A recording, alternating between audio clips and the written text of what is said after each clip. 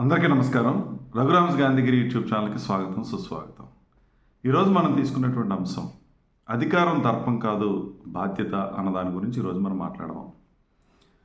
ఏ మనిషికైనా ఒక అధికారం వస్తే అది ఉద్యోగరీత్యా కానీ, అది ప్రైవేట్ అవ్వచ్చు, ప్రభుత్వం అవ్వచ్చు, లేదా ప్రజాస్వామ్య వ్యవస్థలో ఎన్నికల ద్వారా వచ్చినటువంటి ప్రజాప్రతినిధిగా ఏదైనా అధికారం వస్తే ఆ అధికారం ఆ మనిషిలో దర్పాన్ని పెంచకూడదు, అది మరింత బాధ్యతగా మెలగడానికి ముందుకు వెళ్ళాలి అనే దాని గురించి మనందరం కూడా ఈరోజు తెలుసుకోవాల్సినటువంటి అవసరం ఉంది. చాలా చోట్ల మనం చూస్తూ ఉంటాం, ఒక ప్రభుత్వ ఆఫీస్కి వెళ్ళినప్పుడు ఆ అధికారి ప్రవర్తించేటటువంటి తీరు, తను దేనికోసమైతే నియమించబడ్డాడో, ఏ పనిని నిర్వర్తించడం కోసం, ఏ బాధ్యతను నిర్వర్తించడం కోసం నియమించబడ్డాడు అనేటువంటి విషయాన్ని మర్చిపోయి మరి వెళ్ళినటువంటి ఎవరైతే ఆ సహాయాన్ని అర్థించి వెళ్తారో, ఆ పని కోసం వెళ్తారో వాళ్ళ దగ్గర ప్రవర్తించేటటువంటి తీరు, మాట్లాడేటువంటి తీరు చాలా ఆశ్చర్యాన్ని కలిగించేటటువంటి పరిస్థితి ఉంటుంది. ప్రజాస్వామ్య వ్యవస్థలో రాజ్యాంగం కల్పించినటువంటి ఎన్నో రకాలైనటువంటి హక్కుల్లో మరి సేవను పొందడం కూడా ఒక రకమైనటువంటి హక్కు. ప్రజాస్వామ్యంలో నిజమైనటువంటి స్ఫూర్తి ఏంటంటే ప్రజలు యజమానులు అనేటువంటి వాస్తవాన్ని చాలామంది అధికారులు విస్మరిస్తున్నటువంటి పరిస్థితి కొన్ని సందర్భాల్లో మనకు అనిపిస్తూ ఉంటుంది. ఇంత చదువుకొని మరి ఇంత అధికారిగా ఎదిగినటువంటి వ్యక్తికి రాజ్యాంగం గురించి ఎందుకు తెలియదో మనకు అర్థం కాదు, ప్రజాస్వామ్యం గురించి ఎందుకు తెలియదో మనకు అర్థం కాదు.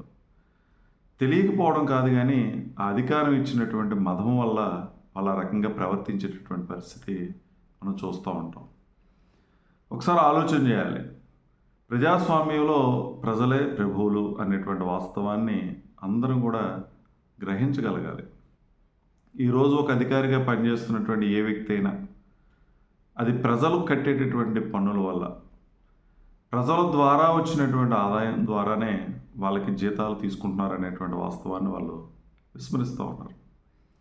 అలాగే రాజకీయ నాయకులు, ప్రజాప్రతినిధిగా ఎన్నికైనటువంటి వ్యక్తులు, వాళ్ళు తీసుకునేటువంటి జీతం కావచ్చు, అది గౌరవ వేతనం కావచ్చు, లేకపోతే వాళ్ళు పొందుతున్నటువంటి సౌకర్యాలు కావచ్చు, వివిధ రకాలైనటువంటి అలవెన్సులు కావచ్చు, ఇవన్నీ కూడా ప్రజల సొమ్ముతో మనం పొందుతున్నాము అనేటువంటి విషయాన్ని మర్చిపోతున్నటువంటి పరిస్థితి ఉంది.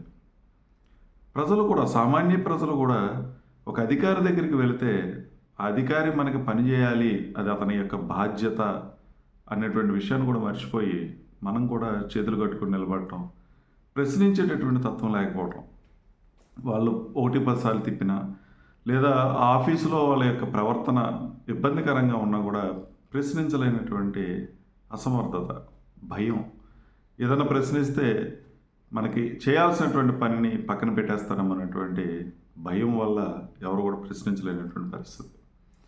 ఒకసారి ఆలోచన చేయాలి అందరూ కూడా. ఒక పక్కన అధికారంలో ఉన్నటువంటి అధికారులు కానీ, లేదా ప్రజాప్రతినిధులుగా ఎన్నికైనటువంటి వ్యక్తులు కానీ. ప్రజాప్రతినిధి అని అంటే ప్రజలు వాళ్ళకు ఉన్నటువంటి బిజీ లైఫ్లో, ఒక రైతు పంట పండించాలి, కష్టపడి కాయ కష్టం చేసి, తను ఖాళీ కాదు, ఖాళీగా కూర్చుంటే అతను గడవదు. ఈ దేశాన్ని ముందు తీసుకెళ్లాలన్నా, ఈ ప్రజలందరికీ తిండి పెట్టాలన్నా ఆ రైతు కష్టపడాలి, అందుకని అతను ఖాళీ లేదు. అలాగే ఏ పని చేసేవాళ్ళు, ఏ వృత్తి చేసేవాళ్ళు, వాళ్ళందరూ కూడా ఎవరు కూడా ఖాళీగా లేరు. ఎవరు వృత్తులు వాళ్ళు చేస్తేనే, ఎవరి పని వాళ్ళు పూర్తి చేస్తేనే మరి ప్రపంచం ముందుకెళ్ళేటువంటి పరిస్థితి ఉంది. ఇంత బిజీ లైఫ్లో వాళ్ళందరూ బిజీగా ఉండి ఎవరో ఒక ప్రతినిధిని ఎన్నుకొని, అంటే ఖాళీగా ఉన్నటువంటి ప్రతినిధిని, ఇలా అంటే చాలామంది కోపం వస్తుంది. ఎంత కోపం వచ్చినా సరే ఆ ప్రజాప్రతినిధి నువ్వు మా తరఫున పనిచేయమని మనకి ఓట్లేసి ప్రజాప్రతినిధిగా పంపించేటటువంటి పరిస్థితి. మనం అవన్నీ విస్మరించి మనకేదో అధికారం వచ్చేసిందని దర్పంతో మనం చేయాల్సినటువంటి ప్రధాన కర్తవ్యం ఏంటి? ఎక్కడ ఏ ప్రజలకి ఏ విధమైనటువంటి అవసరం ఉందో ఆ అవసరాన్ని తీర్చడం మన ప్రధానమైనటువంటి పని, బాధ్యత. ఎక్కడ ఏ విధమైన ఇబ్బంది ఉంది, నీటి సమస్య ఉందా, రోడ్డు సమస్యలు ఉన్నాయా, ఆరోగ్యపరమైనటువంటి సమస్యలు ఉన్నాయా, ప్రభుత్వం నుంచి ఏ రకమైనటువంటి సౌకర్యాలు వాళ్ళకి కనిపించాలి, అవసరాలను ఏ రకంగా తీర్చాలి, వాళ్ళు ఉన్నటువంటి ఇబ్బందులు ఏ రకంగా మనం తీర్చాలి అనేది గుర్తిరిగి వాటన్నిటినీ తీర్చాల్సినటువంటి బాధ్యత కోసం మన ప్రజాప్రతినిధిగా అనుకున్నారు. కానీ మనం దీన్ని పెద్ద అధికారంగా చూసుకొని ఎవరికి అందుబాటులో లేకుండా, ఎవరు చెప్పినా వినకుండా, మనమేమో తిరిగి తెలుసుకోవాల్సినటువంటి సమస్యలను వదిలేసి, ఎవరు సమస్యనొచ్చినా సరే వాళ్ళతో సరిగ్గా సమయాన్ని కేటాయించకుండా ప్రవర్తించడం అనేది మరి ప్రజాప్రతినిధిగా అంటే మంచి ప్రజాప్రతినిధికి ఉండకూడనటువంటి లక్షణాలు అవన్నీ కూడా. కానీ ఈరోజు అలా ఉన్నారా అంటే ఇది ఏ పార్టీ అయినా, ఏ ప్రజాప్రతినిధి అయినా ఇలాగే ఉన్నారు. కొద్దిమంది మాత్రమే వాళ్ళ యొక్క బాధ్యతను గుర్తెరిగి సక్రమంగా వెళ్తున్నటువంటి వాళ్ళు ఉన్నారు. అలాగే ప్రజలు కూడా అసలు ప్రజాస్వామ్య స్ఫూర్తిని తెలుసుకోగలగాలి. రాజ్యాంగం కల్పించినటువంటి ఆ ప్రొవిజన్స్ ఏదైతే ఉన్నాయో, హక్కులు ఏదైతే ఉన్నాయో వాటన్నిటిని కూడా తెలుసుకోగలగాలి. మన సొమ్ముతో పనిచేస్తున్నటువంటి అధికారులు సక్రమంగా పనిచేయాలి, దాన్ని పని చేయకపోతే నిలదీయాలి అనేటువంటి అవగాహన కూడా మనకు ఉండాలి. ప్రజాప్రతినిధి అనేటువంటి వ్యక్తి మనం ఓట్లేస్తే ప్రజాప్రతినిధి అయ్యాడు, మనం దించేస్తే దిగిపోతాడు. కానీ మనం ఎంతసేపు ఆలోచన ఎలా ఉందనంటే ఒక ప్రజాప్రతినిధి సరిగా పనిచేయకపోతే 5 సంవత్సరాల తర్వాత ఓట్లు వేసి దించేసేటటువంటి అవకాశం ఉంది కదా అని చూస్తున్నాం తప్పించి, ఎన్నుకున్నటువంటి ప్రజాప్రతినిధి 5 సంవత్సరాలు మన యొక్క అవసరాలు తీర్చడం కోసం ఎంతవరకు పనిచేస్తున్నాడు, పని చేయకపోతే నిలదీయాలి అనేటువంటి అవగాహన లేకపోవడం, ఆ ధైర్యం కూడా లేకపోవడం చాలా దురదృష్టకరమైన విషయం. అందుకని అందరూ అవగాహన కల్పించుకోవాలి. నిజంగా ప్రజాప్రతినిధులు కూడా ఎవరితోనూ అడిగించుకునేంత అవసరం మనకు లేదు. ఎందుకంటే సమాజంలో మీరు కొద్ది ఉన్నతమైనటువంటి వ్యక్తులుగా, ఉన్నతమైనటువంటి భావాలు కలిగినటువంటి వ్యక్తులుగా, లేదా మీరు ఏదో మేలు చేస్తారనేటువంటి నమ్మకంతో మనకు ఓట్లేసి గెలిపించినటువంటి ఆ ప్రజల యొక్క నమ్మకాన్ని మనం పాడు చేయకుండా, మనం గనక సక్రమంగా గనక మన బాధ్యతలు నిర్వర్తించగలిగితే అన్ని పనులు పూర్తవు. కష్టమే, ఒకేసారి జరగవు. సమస్యల గురించి చాలా జటిలంగా ఉంటాయి, పెద్దవిగా ఉంటాయి, సున్నితంగా కూడా ఉంటాయి. అటువంటి సమస్యలు పరిష్కరించలేనప్పుడు కనీసం మనం నిలబడి సమాధానం చెప్పేటటువంటి బాధ్యత మనకు ఉంది అనేటువంటి విషయాన్ని కనుక ప్రజాప్రతినిధులు గుర్తెరిగితే మన ఎవరు నిలదీయాల్సినటువంటి పరిస్థితి కూడా వచ్చేటువంటి అవకాశం కూడా లేదు. అందుకని ఆ బాధ్యతను మనం గుర్తెరగాల్సినటువంటి అవసరం ఉంది. అది ఏ స్థాయి ప్రజాప్రతినిధి అయినా, కింద స్థాయిలో ఒక వార్డు మెంబర్ నుంచి ఒక సర్పంచ్ అవ్వచ్చు, ఒక ఎంపీపీ అవ్వచ్చు, ఒక ఎంపీటీసీ, ఒక జెడ్పీటీసీ, ఒక జిల్లా పరిషత్ చైర్మన్, ఒక ఎమ్మెల్యే, ఒక ఎంపీ, ఎవరైనా సరే ఏ ప్రజాప్రతినిధి అయినా సరే ఎన్నికైంది ప్రజల నుంచే. ఆ ఎన్నుకునేటువంటి ప్రజల యొక్క సంఖ్య తేడా ఉండొచ్చు, కానీ పరిధి తేడా ఉండొచ్చు, కానీ అందరూ ప్రజాప్రతినిధులే. మరి ఇది మనం గుర్తెరగాలి. మనం మంచి చేస్తామని మనకి అవకాశం కల్పించారు కాబట్టి మన దర్పానికి పోయి మనం గొప్ప వాళ్ళం కింద, పెద్దవాళ్ళం కింద ఫీల్ అయిపోతే చాలా దురదృష్టం. కొంతమంది ఏకంగా దేవుళ్ళే ఫీల్ అయిపోతూ ఉంటారు. అలా ఫీల్ అయిపోయి మళ్ళీ ఒక 5 సంవత్సరాల్లో పక్కకు పోయినటువంటి వాళ్ళు కూడా ఉన్నారు, లేకపోలేదు. అంటే ప్రజాస్వామ్యంలో ఉన్నటువంటి గొప్ప లక్షణం అది, ఓటుకున్నటువంటి గొప్ప విలువ అది. కానీ అంతవరకు మనం ఒక చెడ్డ ప్రజాప్రతినిధిగా పేరు తెచ్చుకోవాల్సిన అవసరం ఉంది, ప్రజలను ఎందుకు ఇబ్బంది పెట్టాల్సిన పరిస్థితి ఉంది. అందుకని ఏదైనా అధికారం వస్తే అది దర్పానికి పోకుండా అది బాధ్యతగా కనుక గుర్తెరిగి పనిచేస్తే ఏ రకమైనటువంటి సమస్యలు ఉండవు, ఇబ్బంది ఉండవు. అందుకనే ప్రజాస్వామ్యం గురించి కనీసమైనటువంటి అవగాహన కల్పించాల్సిన అవసరం ప్రభుత్వాల మీద ఉంది. ప్రజలకి విద్యార్థి దశ నుంచి రాజ్యాంగం యొక్క స్ఫూర్తిని, రాజ్యాంగంలో పేర్కొనబడినటువంటి అంశాలను కూడా పిల్లలకు చెప్పాల్సినటువంటి అవసరం ఉంది. ఎప్పుడైతే ప్రజాస్వామ్యం గురించి పూర్తి అవగాహన ఉందో, రాజ్యాంగం గురించి తెలుసుకున్నామో ఇటువంటి ఇబ్బందులు ఉండవు. అయితే ఇది ఎవరికి కూడా, రాజకీయ నాయకులకి ఇబ్బందిగానే ఉంటుంది, అధికారులకు కూడా ఇబ్బందిగానే ఉంటుంది. ప్రజలు కనుక చైతన్యవంతులైతే మన ఆటలు సాగవు కదా, మనం చేసేటటువంటి పనులను ప్రశ్నించేటువంటి పరిస్థితి ఉంటుంది. కాబట్టి ప్రజలను చైతన్యవంతులు కాకుండా, అవగాహన పెంపొందించకుండా ఉంచడమే మరి పాలకుల యొక్క కర్తవ్యంగా వాళ్ళు భావిస్తూ ఉంటారు. ఎవరికి కూడా ఏ విధమైన అవగాహన కల్పించరు. అదే చాలా దురదృష్టకరమైనటువంటి విషయం.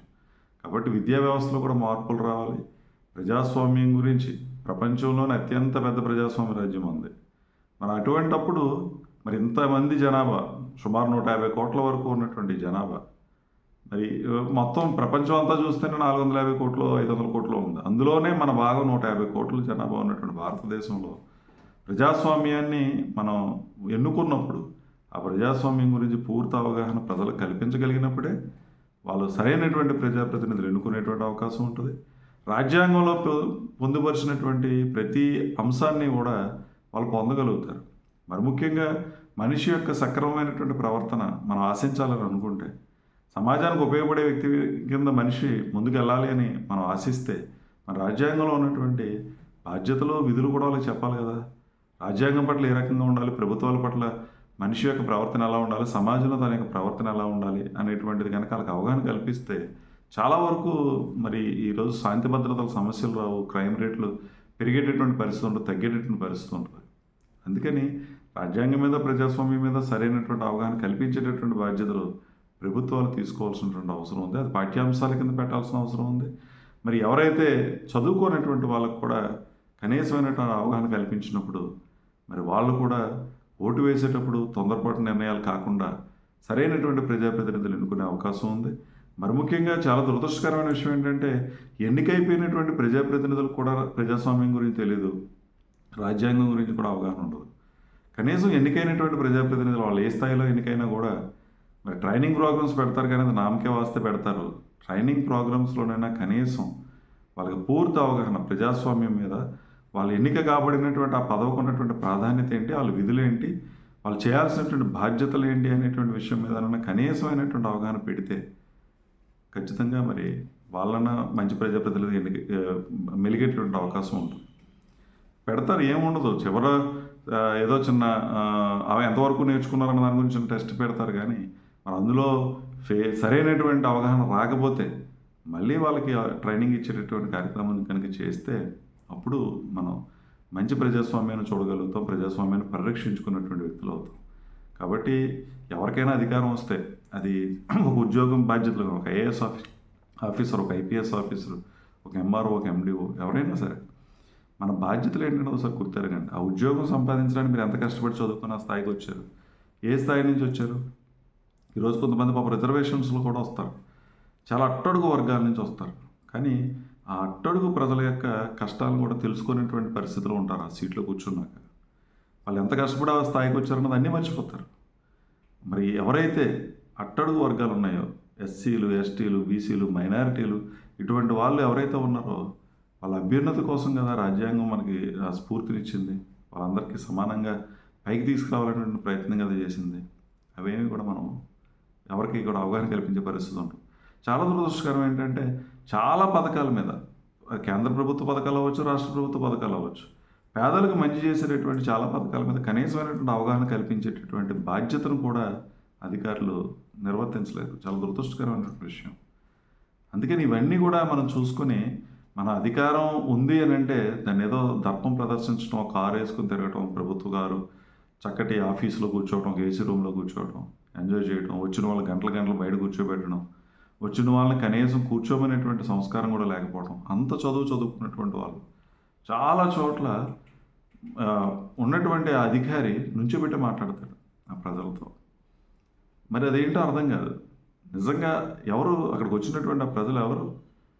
నిన్ను ఆ స్థాయిలో కూర్చోబెట్టిన వాళ్ళు అంటే అవి అనిపించవచ్చు అండి. ఒక ఐఏఎస్ ఆఫీసర్కి, ఒక ఎంఆర్ఓకి, ఎండిఓకి ఏంటి మనమేం ఖర్చు పెట్టామని అనిపించవచ్చు. వాళ్ళు చదువుకున్నటువంటి చదువుకి ఎవరు ఖర్చు పెట్టారు డబ్బులు? ఆ స్థాయికి రావడానికి ఎవరు సొమ్ముతో చదువుకున్నారు? వాళ్ళందరూ కూడా మనం కట్టినటువంటి దాంట్లో మన కాలేజీలు రన్ చేసి అవి చేసి ఇవి చేసి వాళ్ళకి అవసరమైనటువంటి వసతులు కల్పించి, ఒక డాక్టర్ చదవాలంటే ఎన్ని కోట్ల రూపాయలు, ఎన్ని లక్షల రూపాయలు ప్రభుత్వ ధనం వాళ్ళ మీద ఖర్చు పెడుతున్నాం. స్టూడెంట్ మీద, ఒక వైద్య విద్యార్థి మీద, ఒక ఇంజనీర్ మీద ఎంత ఖర్చు పెడుతున్నాం?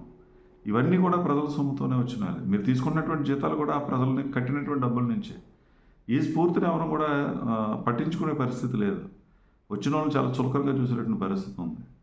అందుకని ఎంత ఎదిగినా ఒదుకుండమని చెప్పారు పెద్దలు. ఎందుకు చెప్తారంటే అందుకే చెప్తారు. నువ్వు ఎంత గొప్ప స్థాయికి వెళితే, ఎంత గొప్ప అధికారం అయితే, ఎంత గొప్ప ప్రజాప్రతినిధి అయితే అంతా కిందకి దిగి నీ యొక్క ఆలోచన ద్వారా విస్తృతపరుచుకొని ప్రజలకు చేరువుగా రాగలిగినప్పుడే నువ్వు చేసేటటువంటి ఉద్యోగాన్ని కానీ, నువ్వు పొందినటువంటి పదవికి కానీ అర్హత ఉంటుంది. అలా కాకుండా మనం దాన్ని సరిగా నిర్వర్తించలేకపోతే చాలా దురదృష్టకరమైన విషయం. మనం మంచి అధికారి కాలేము, మనం మంచి ప్రజాప్రతినిధి కాలేము. కాబట్టి ఏదైనా మనకు అదృష్టం బాగుండి లేదా నీ కష్టం వల్ల ఒక ఉద్యోగం వచ్చి ఒక ప్రజాప్రతినిధికి ఎన్నికైతే మనం ఎవరికి సేవ చేయాలి, ఏంటి ఈ అధికారం వల్ల నేను ఏ బాధ్యతలు నిర్వర్తించాలి, ఈ ప్రజాప్రతినిధిగా నేను ఏ బాధ్యతలు నిర్వర్తించాలన్నది ప్రయత్నం అనేది చేస్తే మీరు మంచి అధికారులు అవుతారు, మంచి ప్రజాప్రతినిధులు అవుతారు. కాబట్టి విషయాలన్నింటినీ గమనించి ఎవరికైతే అధికారం వచ్చిందో, చిన్న పెద్ద ఏ స్థాయి అయినా సరే, ఒక ఆఫీసులో పనిచేసేటటువంటి, ఒక పంచాయతీ ఆఫీసులో పనిచేసేటటువంటి ఒక సెక్రటరీ దగ్గర నుంచి, ఒక బిల్ కలెక్టర్ దగ్గర నుంచి, ఒక సచివాలయ ఉద్యోగస్తు దగ్గర నుంచి ఎవరైనా సరే మీకు ఏదన్నా చిన్న అధికారం వచ్చినప్పుడు అధికార పరిధి ఏంటి, ఆ బాధ్యతలు ఏంటి అన్నది సక్రమంగా నిర్వర్తించుకుంటూ పోతే దేశం ఎక్కడికో పోతుంది. ఎప్పుడూ అభివృద్ధి చెందిన దేశం అయిపోయింది భారతదేశం. ఈ బాధ్యతలు ఎవరో సరిగ్గా నిర్వర్తించక, మనకు ఉన్నటువంటి పని ఏంటో మనం సక్రమంగా నిర్వర్తించక చాలా రకాలైనటువంటి ఇబ్బందులు తెచ్చుకోవడం, అందరినీ ఇబ్బందులకు గురి చేయడం వల్లే చాలా ఇబ్బందులు వస్తూ ఉన్నాయి. కాబట్టి ఈ విషయాలన్నింటినీ గమనించి అధికారం అనేది ఒక దర్పం కాదు, ఒక బాధ్యత అని భావించి సక్రమంగా నిర్వర్తిస్తారని ప్రతి ఒక్కరిని కోరుతూ, ప్రజలు కూడా అవగాహన కల్పించుకొని మనకెవరు ఏ పని చేయాలో ఆ బాధ్యతను వాళ్ళు సక్రమంగా నిర్వర్తించకపోతే నిలదీసేటటువంటి అవగాహన మనం కల్పించుకోవాలా, ధైర్యాన్ని మనం తెచ్చుకోవాలని చెప్పి ప్రతి ఒక్కరిని కోరుతూ, ఓపికగా వీడియో చూసిన ప్రతి ఒక్కరికి పేరు పేరున ధన్యవాదాలు తెలియజేస్తూ సెలవు తీసుకుంటా ఉన్నాను.